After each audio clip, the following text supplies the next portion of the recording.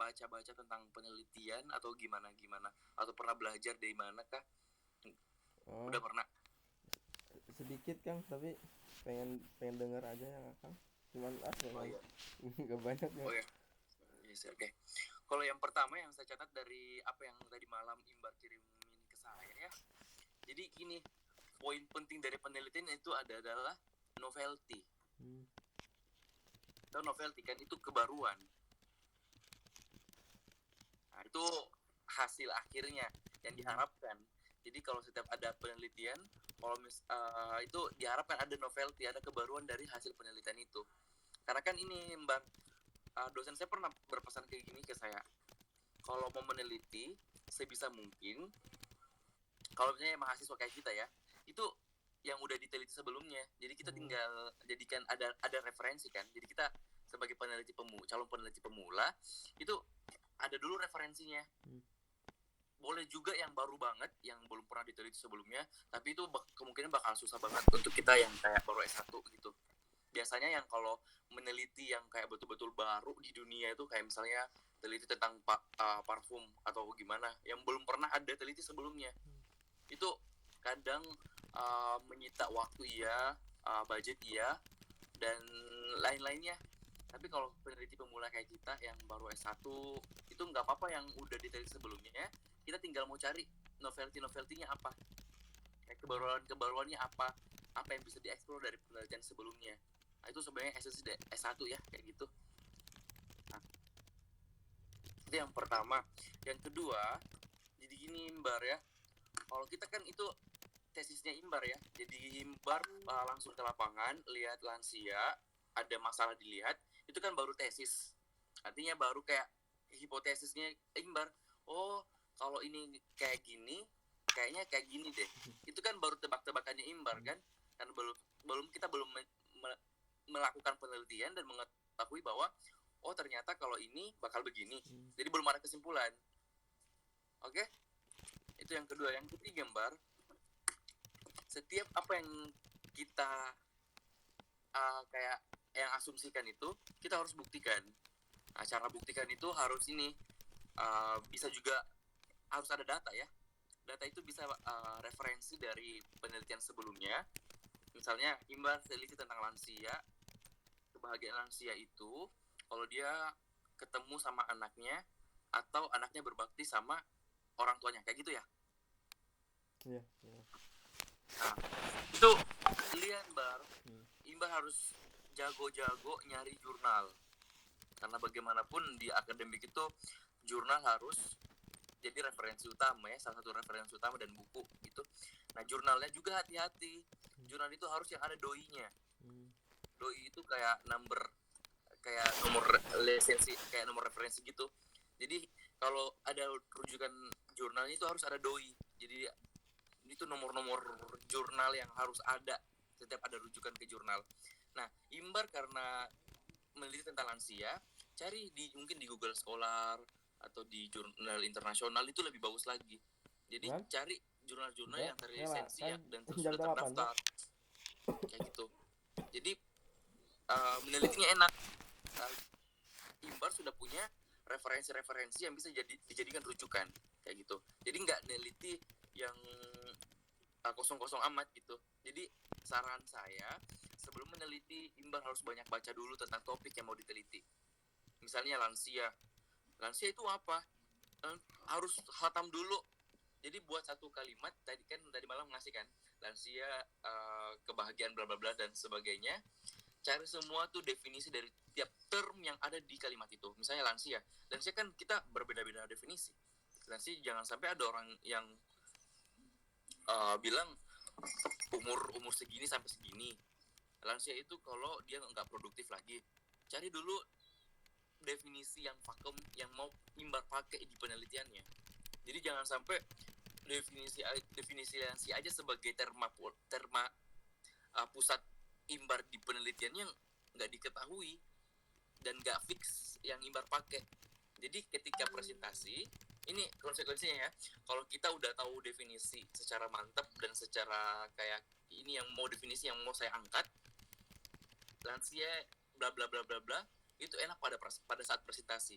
Jadi kita ketika ditanya sama penguji itu langsung dapat bahwa lansia yang saya teliti adalah definisinya ini. Jadi jelas batasannya. Jadi harus jelas batasan penelitiannya. Itu definisi membantu di situ. Jadi peneliti itu jangan terlalu luas ya. Harus lebih kecil skopnya, lebih bagus lagi. Kayak gitu. Itu yang ketiga, yang minta lagi tadi. Tunggu.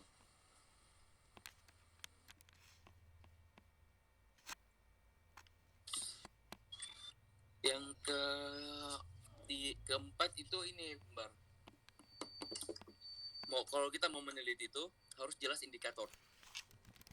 Misalnya, saya mau meneliti tentang kebahagiaan seseorang. Itu harus jelas bahwa kebahagiaan itu diukur dari apa. Jangan sampai kalau orang tertawa-tawa kita jadikan bahwa dia bahagia. Lansia tertawa dia bahagia. Lansia kayak tersenyum dia bahagia. Lansia terpenuhi makannya dia bahagia. Itu Imbar harus. Mulai saya ambil minum dulu.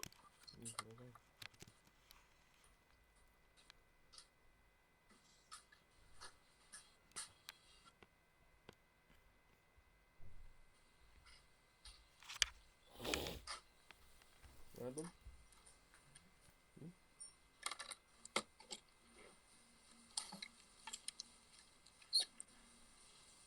Gimana?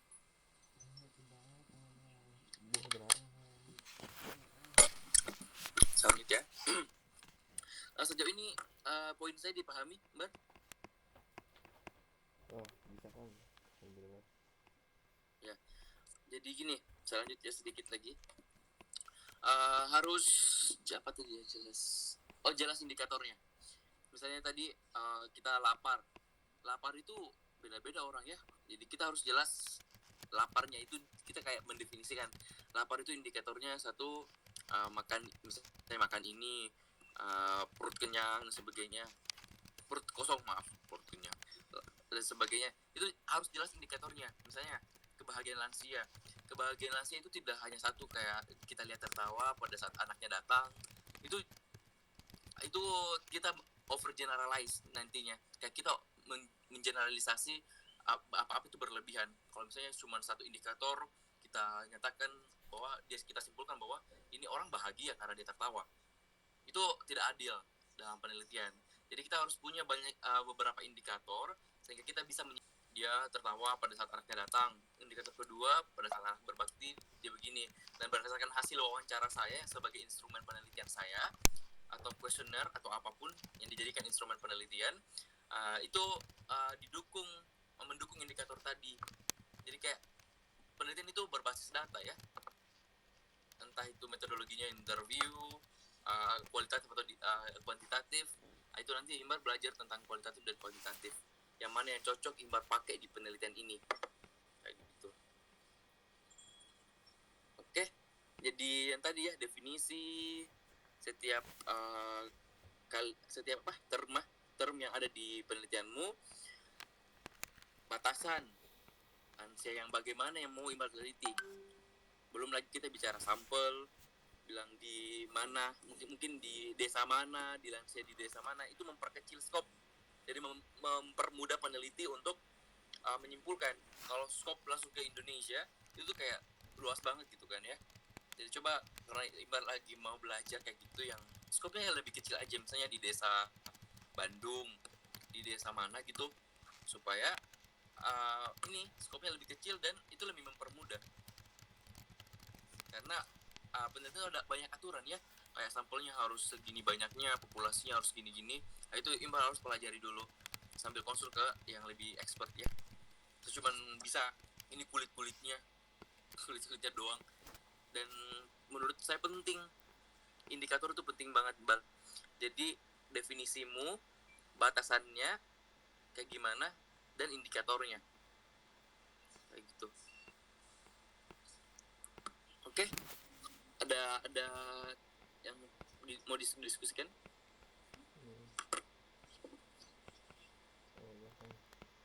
Udah, makasih banyak Kang sudah bisa menyempatkan waktu untuk sharing, ngobrol dengan saya Kang. Alhamdulillah Sama ini kan mungkin saya tuh masih pengen tanya tentang eh, kerangka berpikirnya tuh, apakah kita ikut-ikut dengan teori atau apakah kita bisa buat kerangka berpikir sendiri gitu, apa kita harus eh, matok dengan yang ada gitu, dengan teori gitu kan, untuk kerangka berpikir yang penelitian. Ya, kalau sependek sepengetahuan saya ya, kerangka teori itu waktu saya buat kemarin pada saat penelitian itu ada teori. Jadi kita breakdown apa sih? Kayak runut itu judul penelitian kita. Kayak rumus masalahnya itu. Kayak lansia itu kita pakai teori apa. Jadi dia bakal kayak bagan gitu. Misalnya topik saya kemarin ya, transformasi kebijakan luar negeri. Kebijakan luar negerinya Donald Trump di Amerika Serikat. Jadi saya pakai analisisnya pakai teori apa, kesimpulannya apa kayak gitu. Jadi orang baru lihat kerangka berpikirmu, dia sudah tebak, oh ini jadi tanpa dia baca skripsimu dia udah bisa paham, oh ini anak mau teliti tentang lansia, oh dia mau pakai teori ini, metode ini, oh caranya dia mau analisis ini dengan begini hasilnya kayak gini, kayak gitu. Jadi kayak dia runut dari atas, kau mau apakan itu penelitianmu, itu kerangka berpikir. Jadi jelas dari kerangka berpikirmu itu penelitiannya ini di dalam satu penelitian ini kamu mau apakan gitu. Teori harus ada dari sekarang ya, makanya saya tadi bilang imbar sebelum meneliti banyak baca dulu, supaya ininya banyak baca sebelum penelitian itu wajib banget. Soalnya kalau kita nggak baca kita kayak kosong banget. Yang kedua, banyak baca itu manfaatnya banyak. Yang pertama, kita bisa mungkin mengembangin, oh kayaknya bagus lansia yang umur segini aja deh, kayaknya lansia yang saya teliti yang tinggal di panti jompo deh, kayaknya lansia. Jadi banyak baca itu menambah khasana ya, betul-betul menambah khasana. Jadi menambah ini otak tuh, karena kan kita dalam penelitian itu kita perlu brainstorming, kita perlu sering-sering diskusi baik diri sendiri sama diri sendiri atau sama orang lain lebih bagusnya. Jadi kita punya ide yang bagus, bagaimana mau idemu banyak kalau misalnya kamu nggak punya referensi di otak gitu loh. Cara menambah referensi itu membaca, entah itu jurnal yang terkait sama yang relevan sama yang mau kita teliti, atau buku mungkin ya, atau artikel kayak gitu. Tapi kalau saya sarankan sih jurnal ya, atau penelitian sebelumnya pokoknya. Jadi lebih akademis gitu. Karena kan kalau kita mau jadi akademisi, terutama untuk researcher, itu harus udah pandai-pandai baca jurnal ya. Saya sendiri belum terlalu fokus ke situ karena saya masih persiapan. Jadi mungkin 2023 resolusinya saya ya banyak baca jurnal tentang S2 saya nanti. Oke. Kalau ini kan, apakah ada aplikasi software yang membantu dalam Suaranya Imber kedengaran jelas ya? ini kan soal pendukung seorang peneliti, atau apakah ada aplikasi atau software yang bisa di-download kan untuk mendukung ini apa? SPSS. SPSS itu kayak dia kayak Excel untuk mengolah data yang selalu orang di peneliti sosial, terutama di bidang sosial ya, pakai. Orang sains pun sering pakai SPSS. Tapi saya nggak tahu karena saya cuma belajar SPSS ini pas semester 2 mungkin ya. Dan saya nggak pakai pada saat saya penelitian, karena saya penelitian pakai kualitatif yang nggak pakai angka gitu. Jadi cuman kayak menerangkan, kan kami sosial ya, Imber kan juga sosial ya, jadi kemungkinan besar bakal pakai kuali. Iya. Jadi cuman pakai deskripsi, ada indikator kenapa dikatakan kebijakannya berhasil, karena kita lihat ini. Jadi gitu doang, kita cuman menjelaskan sesimpel itu sosial. Udah sesimpel sih. Rumit juga. Sama ini kan tadi teh harus baca jurnal kan ya, itu teh apakah ada cara baca cepatnya, atau apakah harus baca semuanya gitu, atau apakah ada bab-babnya yang dibacakan? Nah, jadi di Google Scholar itu kita masukkan keyword ya. Jadi masukkan aja misalnya lansia, kebahagiaan apa, nah muncul tuh jurnal semua, dibaca aja yang mana paling relevan. yang mana paling relevan tuh dengan penelitiannya. Mungkin baca jadi nih ya, tujuan dari abstrak itu setiap jurnal itu untuk memberikan uh, overview dari jurnalnya itu sendiri. Jadi baca aja abstraknya, kan di abstrak itu ada judul, kedua ada metodologi, ketiga ada teori apa atau pendekatan apa yang dia pakai, terus dia kesimpulannya apa, dia kelemahannya apa, dan dia sarankan ke peneliti berikutnya untuk teliti tentang apa. Itu di abstrak, makanya harus baca abstraknya dulu. Tapi saran saya, pahami baik-baik dulu kau mau apa, penelitianmu mau apa, sambil lihat-lihat jurnal tentang itu. Jadi nggak ada tuh jurnal yang persis sama ya, karena kalau persis sama ya itu namanya plagiat ya. Jadi pasti akan beda. Karena tapi jurnal itu namanya aja referensi, ya kita cuma jadikan dia referensi. Jadi kita cuma lihat, oh cara menelitinya dia kayak gini, tahunnya kayak gini. Dia meneliti tentang lansia umur segini gini. Oh, ternyata penelitian di jurnal ini fokusnya dia di panti jompo ini. Oh, indikatornya dia katakan lansia ini bahagia karena indikator ini. Jadi kayak betul-betul referensi ya. Jadi harus pandai-pandai baca, cari jurnal yang baik. Dan kalau Imbar ini nyaman pakai jurnal bahasa Inggris lebih bagus lagi. Karena biasanya referensi orang luar tuh bukan lebih ya. Saya membandingkan jadinya. Jelas. Kalau saya selama meneliti tuh lebih banyak hampir saya tidak pakai jurnal orang sini.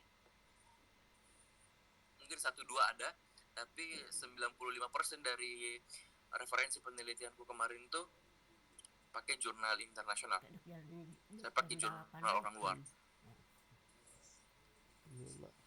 Karena dia jelas banget kalau meneliti kayak to the point kayak gitu.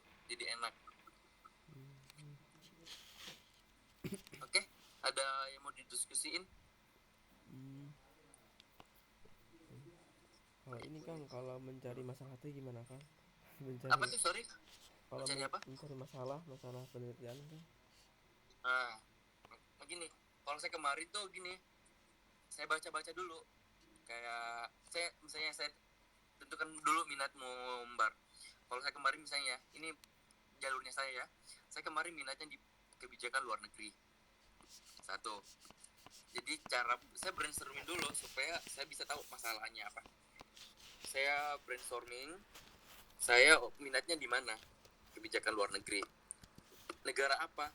Saya kan hubungan internasional ya. Negara apa? Oh, saya tertarik Amerika Serikat. Kan Amerika Serikat kebijakannya banyak presiden ya. Saya tertarik di Donald Trump karena dia kontroversial kan. Oh, kebijakan luar negerinya Trump yang kontroversial adalah tentang Afghanistan. Saya cari kira-kira yang belum pernah saya lihat penelitian tentang itu dulu. Jadi kita lihat dulu penelitian tentang itu ya, yang kita tertarik. Oh, ini sudah diteliti, checklist. Ini sudah diteliti. Oh, kayaknya ini yang belum diteliti deh. Nah, kita itu jadikan masalah. Kita lihat, oh belum diteliti misalnya kebijakan luar negeri Donald Trump terhadap Indonesia. Belum pernah diteliti. Kira-kira masalahnya apa ya? Oh, Donald Trump kayak menurunkan harga minyak dan tidak mau impor ke Indonesia. Itu kan masalah. Kenapa? Jadi selalu tanyakan, kok bisa? Why? Kok bisa Trump melarang impor minyak ke Indonesia, ekspor minyak ke Indonesia? Kenapa? Itu jadi problem. Itu jadi pertanyaan penelitian. Karena sudah ada why, kenapa? Kita bisa terapkan. Oh, ini hipotesis ya. Mungkin karena Trump lagi jengkel sama Jokowi. Mungkin Donald Trump, Indonesia bukan negara yang jelek untuk ditemani kerjasama. Jadi kita ada kayak hipotesis gitu yang akan dibuktikan nanti pada saat kita teliti tentang itu. Baru kita mantap di masalah. Kayaknya saya masalah ini yang mau saya teliti. Baru kita rumuskan kira-kira saya pakai teori apa ya untuk saya bedah masalah ini. Kira-kira saya pakai pendekatan apa ya? Kira-kira saya pakai metodologi apa ya, quali atau quanti yang cocok untuk ini. Jadi masalah itu coba dekati dengan lihat fenomena yang ada, baca berita boleh, baca kayak nonton YouTube. Saya kemarin di YouTube terinspirasi ya karena di berita-berita itu, jadi kayak oh asik nih kalau kita Donald Trump kita teliti. Jadi itu betul-betul jadi penelitian saya ternyata. Jadi banyak baca, rasa penasaran itu ditingkatkan. Ingat ya Mbak, peneliti itu yang buat dia hidup tuh rasa penasarannya. Nggak mungkin dia teliti kalau nggak penasaran tentang itu. Orang-orang laboratori itu dia teliti tentang, misalnya contoh kecil ya, yang mendapat Nobel sekarang itu dari kimia, kayak namanya click chemistry, kimia klik itu dari Swedia. Dia tuh bukan cuman astagfirullah, kayak teliti tentang hal kecil aja karena dia cuman penasaran, kok ini bisa ya, kok ini ternyata kok ini bisa. Itu bagus banget untuk melatih kita punya critical thinking kayak gitu. Jadi lihat-lihat aja sekitarmu dulu Mas.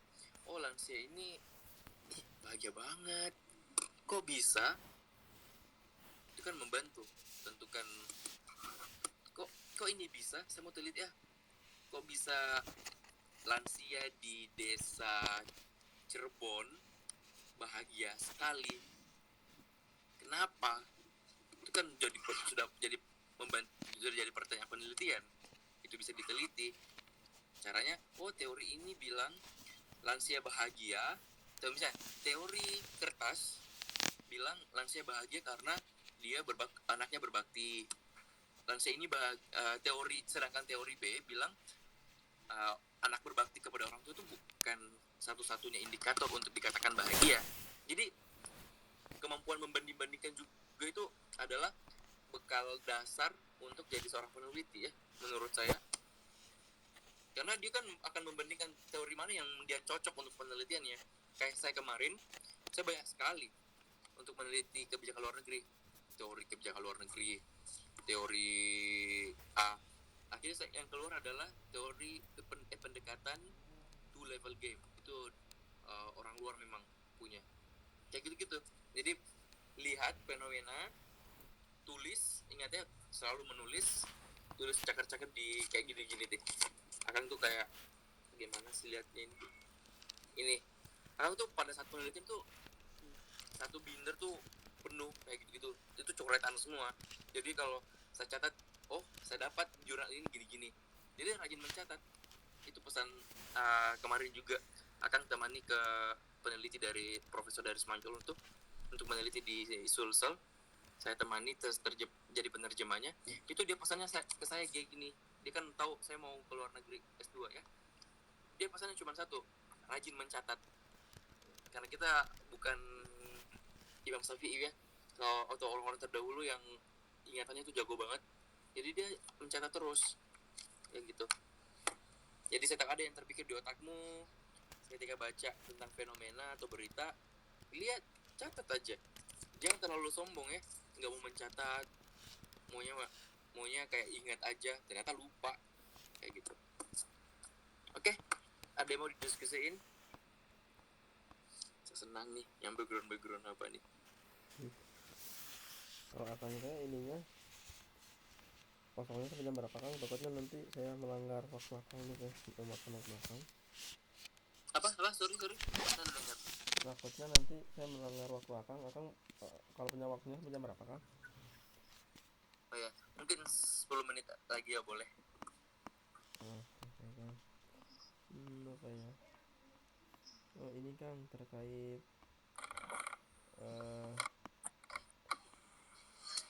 ketika saya kan sudah punya hipotesis ya Kang. Nah itu tuh untuk membuktikannya itu apakah memakai kalau yang saya bacakan Kang itu ada sebuah desain desain penelitian Kang. Nah ya, yang saya tahu itu apa dengan cara eksperimental itu tuh apakah Kang? Kalau eksperimental tuh untuk menguji menguji apa ya, menguji penelitian saya agar terbukti ataukah pakai desain apa Kang untuk menguji bahasanya lansia tuh Hmm, bahagia karena ini bukan karena itu gitu, untuk mengujinya tuh bagi iya. kuat gitu Kang. Jadi nanti kalau pas ditanya tuh nggak Hmm. ngawur, tapi ada apa ya, ada data-data atau secara ilmiah bisa ditanggungjawabkan gitu kan. Nah, iya cocok. Jadi eksperimental itu bahasa Inggris doang ya. Kayak Hmm. eksperimen. Eksperimen itu kayak coba-coba gitu. Jadi paket desain penelitiannya kayak tadi sudah ada teori apa, metodologi apa, sudah jelas definisinya dari yang mau kau teliti apa, terma kayak batasannya apa, indikatornya apa. Itu Ya desain penelitian tuh kayak gitu-gitu. tunda 8. Jadi udah jelas metodenya bereksperimen kayak langsung ke mungkin terapkan sudah didesain kan kayak interviewnya kayak gimana. Jadi kita ketika turun udah beres nih semua desain penelitiannya, Tunda 8 mak. ini instrumen penelitian saya udah siap, interviewnya ke lansianya siap pertanyaan, jadi tinggal eksekusi, tinggal bereksperimen mau berhasil atau enggak kan hasil di lapangan itu dicatat ya, baik kesimpulannya gagal atau sukses, maaf, baik itu sukses kalau misalnya Tunda sesuai 8. indikator atau tidak itu tetap kita laporkan di kesimpulan.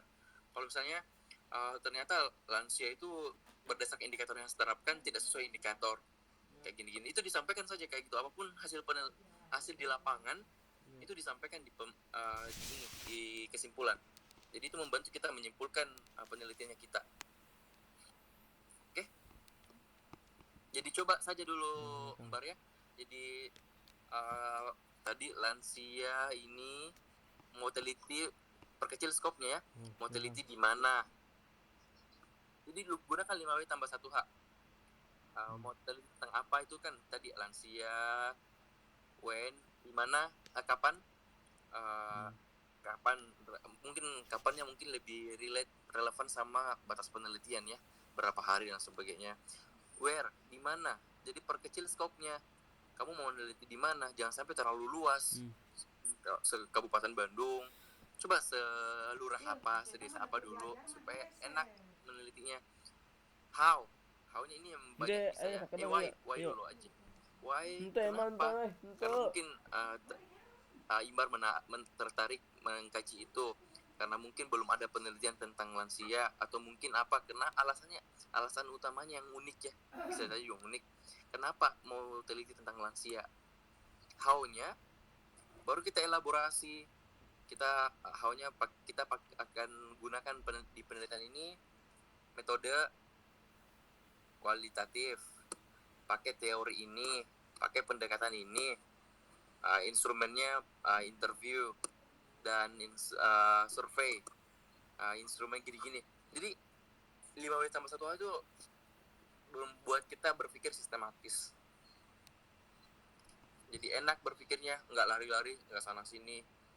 Kita pakai yang ada-ada aja dulu metodenya.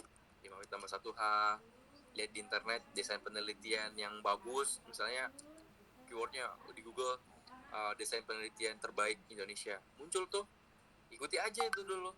Kita kan peneliti pemula, meniru dulu aja. Kan semua profesor pun kalau meneliti lihat-lihat dulu yang lain, dia nggak langsung meneliti loh, dia banyak rujukan dulu, apalagi kita yang baru belajar kayak gitu. Makasih Kang. Alhamdulillah. Terima kasih Kang Erwin. Ya, oke, berkabar saja ya. Ya Kang. Makasih Kang.